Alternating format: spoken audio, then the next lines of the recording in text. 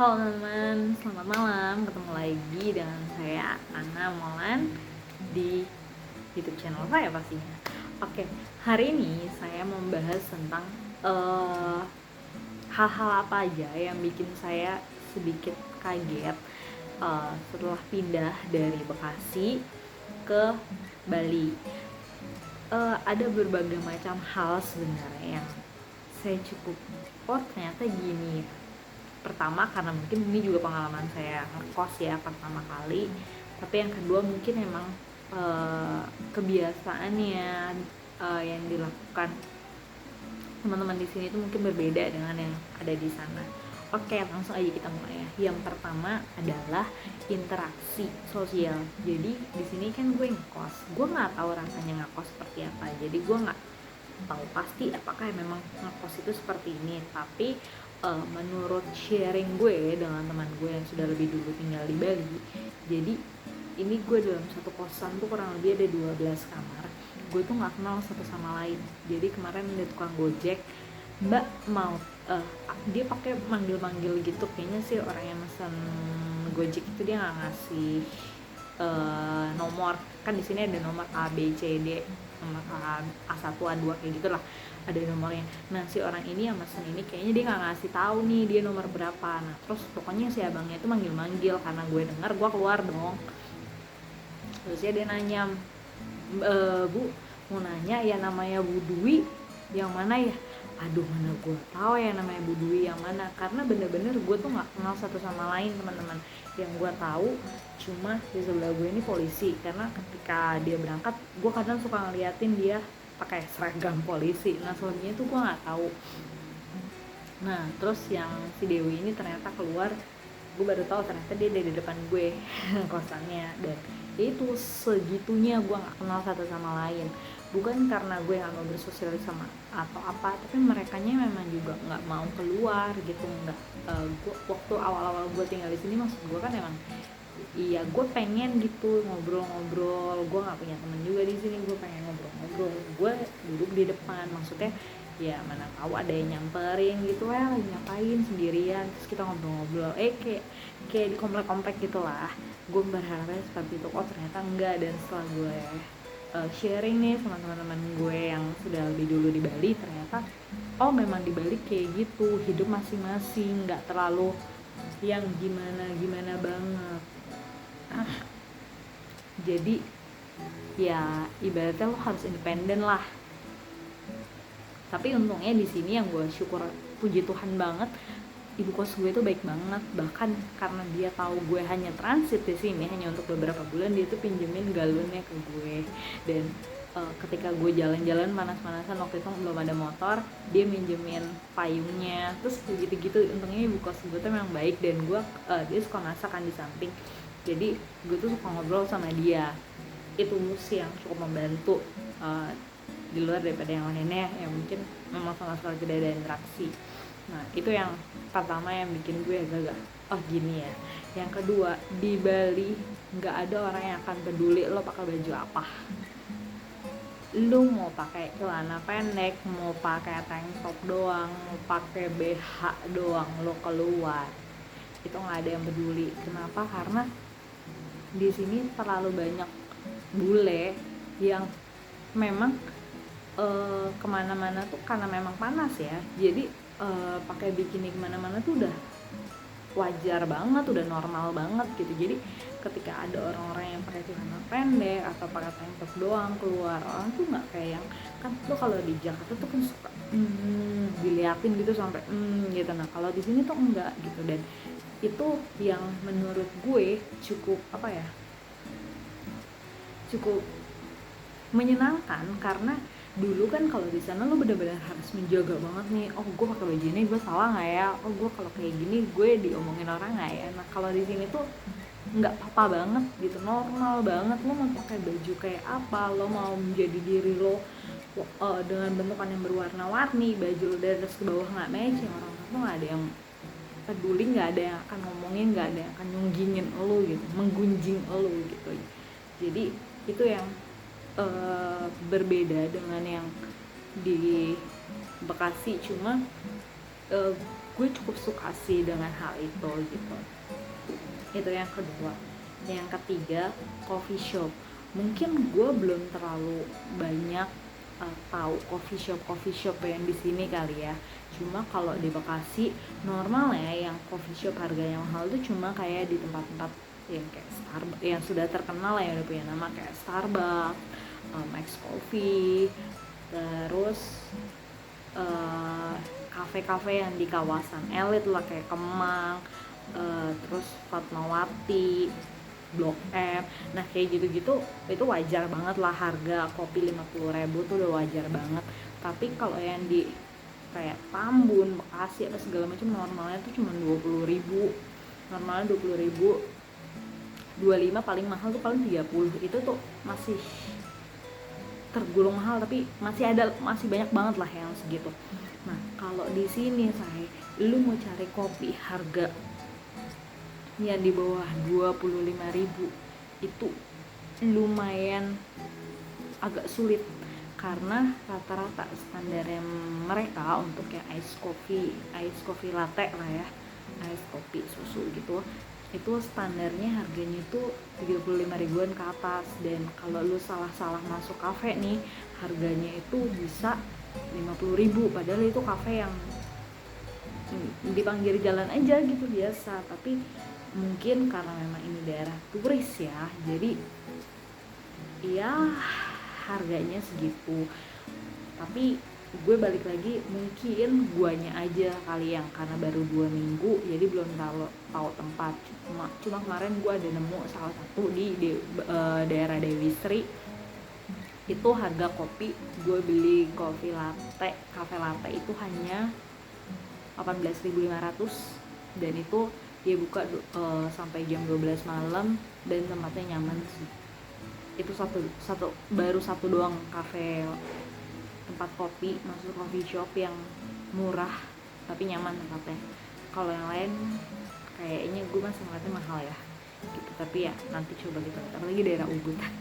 Soalnya gue ya awal-awal kan yang ke daerah Ubud ya, gue pesen menu yang paling murah aja 52.000 yang paling murah itu, astaga.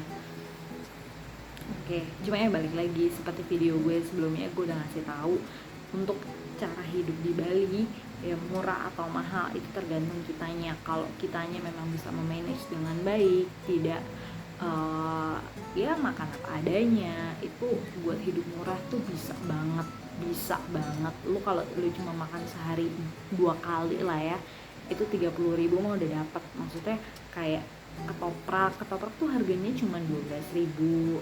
Terus mie ayam udah pakai bakso udah komplit lah, itu cuma 12.000. Soto 10.000. Maksudnya bakso 10.000, yang kayak gitu-gitu lah. Yang standar aja itu banyak banget makanan murah di Bali. Tapi kalau emang lo mau hidupnya tinggi ya ada juga gitu, tergantung lo nya menyesuaikan. Cuma kalau dari yang coffee shop, tempat nongkrong, itu ya sejauh ini yang gue lihat sih harganya ya itu range harganya. Oke, itu yang ketiga ya. Yang keempat adalah tidak adanya transportasi umum seperti angkot. Ya, di sini memang tidak ada angkot. Sejauh yang gue lihat di sini tidak ada angkot. Jadi untuk transportasi umum yang ada di Bali adalah kalau enggak online kayak Grab, Gojek,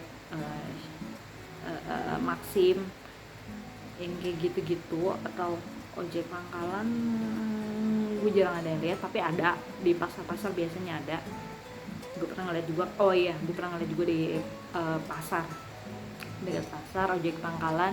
Sama dia ada bis kayak kalau Jakarta tuh kayak Trans Jakarta ya, ini kayak Trans Bali gitu. Nah itu ada di Bali, tapi rutenya juga gue masih kurang tahu itu rutenya di mana, dari mana ke mana maksudnya. Cuma transportasi umum yang gue tahu itu cuma itu. Sama taksi ya, pastilah taksi, pokoknya yang Grab, taksi kayak gitu-gitu. Tapi kalau kayak angkutan umum, angkot, itu di sini memang tidak ada. Jadi buat teman-teman yang mungkin berencana menetap lama, ada baiknya kalau misalkan naik Grab kan angkanya cukup mahal ya. Ada baiknya kalian prepare untuk kendaraan pribadi, entah itu sewa bulanan kah, entah itu ngirim dari rumah kah, atau bagaimana.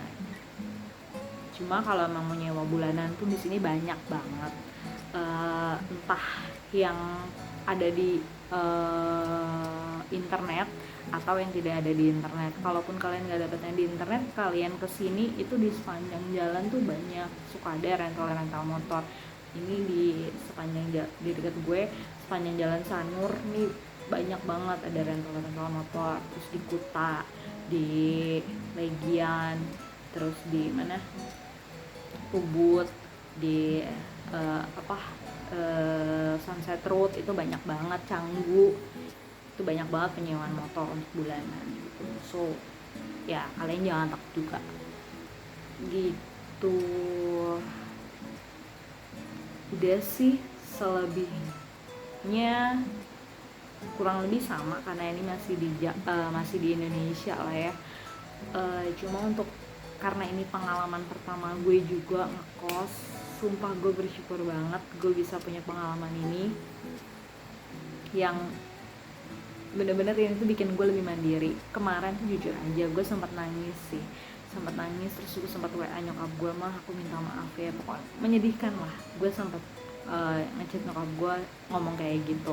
Nyokap gue nanya, kenapa deh, kamu lagi sedih atau itu? Mama tuh takut kalau kamu kenapa-napa. Dan kalau teman-teman lihat sekarang gue tuh kurusan ya, ini gue nggak tahu ini gue turun berapa kilo, cuma baju ini tuh tadinya udah ketat di gue, tapi nih sekarang kalian bisa lihat ini longgar, dan leher gue pun juga udah cukup agak tinggi.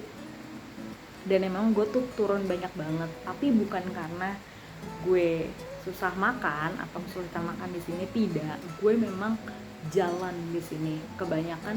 Gue walaupun punya motor, tapi gue sudah menargetkan diri di sini gue harus olahraga, gue harus jalan. Jadi gue minimal banget sehari itu gue jalan 5 kilo minimal banget, enggak 5 kilo, pokoknya 1 jam lah, setengah jam sampai 1 jam tuh gue pasti jalan tuh. Mau gue ngitarin apa kayak pokoknya ada gue di mana gue tuh jalan. Karena memang di sini pertama polusi itu tidak terlalu setinggi Jakarta. Kalau Jakarta kan juga lo mau jalan motor langsung ya, asap di mana-mana, polusi di mana-mana. Kalau di sini iya, tapi tidak sepadat di sana gitu. Jadi dan untuk pejalan kaki pun juga zebra cross tuh sudah trotoar tuh sudah sangat memadai. Jadi untuk kita yang pejalan kaki juga sangat-sangat dimanjakan lah, maksudnya sudah terfasilitasi lah. Makanya gue juga di sini emang cukup intens jalan kaki. Jadi kenapa gue kurus ya salah satunya karena itu. Tapi di luar dari faktor itu sebenarnya bukan karena di sini juga ya. Sejak dulu gue kerja pun juga gue tuh sudah jarang makan. Maksudnya gue makan hanya sekali, paling banyak tuh 2 kali makan sehari. Kenapa? Karena gue sudah menganggap gue makan itu buat ya kalau gue gak makan gue mati, udah gitu aja. Bukan oh lu kerja itu untuk makan, jadi lu harus makan sebanyak-banyaknya, lu harus makan 3 kali sehari apa segala macam. Sudah tidak ada di pikiran itu gitu dulu. Karena dulu tuh gue pernah ada di tahap dimana gue pengen beli ini nggak bisa, nah ketika gue punya duit, bokap gue punya duit bisa support gitu, gue tuh sudah menikmati semua makanan yang gue suka, sampai akhirnya gue lelah sendiri. Gue udah kayak oh makan ini, oh udah pernah makan ini, oh udah pernah, ya udah, jadi udah nggak terlalu excited itu sama makanan. Sudah ada makanan yang gue makan, kalau enggak ya udah nanti makan kalau udah lapar banget gitu. Nah sekarang tuh gue udah kayak gitu. Tapi sumpah deh, kalau teman-teman yang merhatiin gue beberapa bulan terakhir, gue tuh suka banget sama perubahan muka gue, dari raut wajah gue, dari diri gue lah. Gue senang banget karena bener-bener gue tuh kayak lebih bahagia, inner beauty, kayak gue tuh lebih ngerasa plong sekarang. Dan gue gue bisa bilang ini adalah momen-momen yang gue sangat nikmati sekarang. Dan untuk tinggal di Bali itu salah satu mimpi gue juga dulu. Selain gue pengen ngekos, untuk tinggal di Bali itu salah satu mimpi gue. Ada beberapa teman dekat gue yang gue suka ngomong, gue tuh pengen tinggal di Bali, suatu saat gue akan tinggal di Bali, gue pengen pindah di Bali, apa segala macam, gue pengen kayak gitulah. Nah sekarang terwujud lah itu semua gitu ya, senang lah pokoknya. Jadi buat teman-teman yang lihat video gue, diikutin aja. Intinya Ana bahagia sekarang. Jadi untuk kalian yang ketemu Ana nanti di entah di mana, gimana kehidupannya, oh iya tadi gue lagi cerita sama teman gue, ada tapi jangan di sini, nggak enak. Pokoknya intinya buat teman-teman yang apa ya, yang suka sirik dengan kebahagiaan orang lain yang suka senang kalau temannya menderita, gue cuma mau bilang nggak, di sini gue nggak menderita kok, gue bahagia. Gitu aja sih. Udah itu aja, sekian video hari ini. Enggak semoga bermanfaat sih, tidak ada manfaatnya. Mungkin ada manfaatnya, cuma nggak tahu lah, tergantung kalian ya itu ini gimana. Ya udah, semoga ini cukup menghibur, dan sampai berjumpa lagi di video gue selanjutnya. Oke, dadah.